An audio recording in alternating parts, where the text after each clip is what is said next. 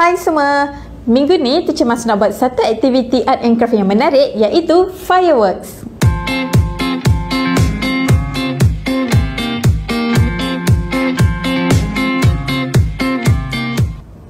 Bahan-bahan yang Teacher Mas perlukan untuk buat aktiviti art and craft fireworks ni ialah sekeping manila card. Kalau kat rumah tak ada manila card, nak guna kertas lukisan pun boleh. Gunting, pinggan kertas, warna air dan juga tisu roll. Tisu roll ni banyak kegunaannya. Kalau kat rumah tisu anda dah habis, lepas tu ada tisu roll ni, jangan buang tau, sebab tisu roll ni boleh buat macam-macam aktiviti. Dan antara aktiviti yang anda boleh buat ialah macam Teacher Mas buat sekarang ni, aktiviti art and craft fireworks. Jom kita mulakan buat art and craft fireworks ni. Mula-mula ambil tisu roll ni dan gunting. Guntingkan tisu roll ni separuh daripada tisu roll. Kita akan potong tisu roll ni kepada beberapa bahagian dan make sure setiap bahagian yang kita potong ni sama saiz. Selepas selesai potong, ini hasil yang akan anda dapat macam ni. Okay, semua potongan ni kita akan potong dengan saiz yang sama dan kemudian kita akan letakkan warna air ke atas pinggan.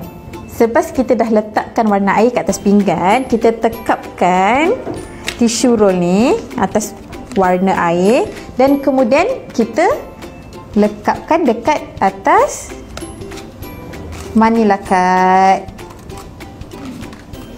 Kita akan selang-selikan menekap di atas manila card ni dengan warna yang berbeza.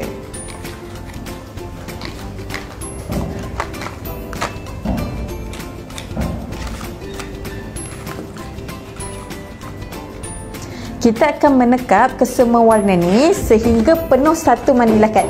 Dan inilah hasilnya art and craft fireworks.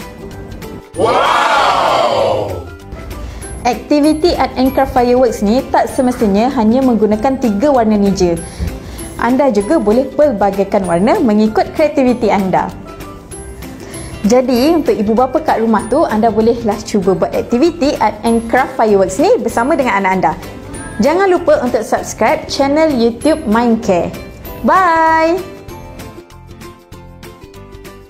For more information, you can like and follow our Facebook, Instagram, and Twitter. And don't forget to subscribe to our YouTube channel. This video is brought to you by Mindcare.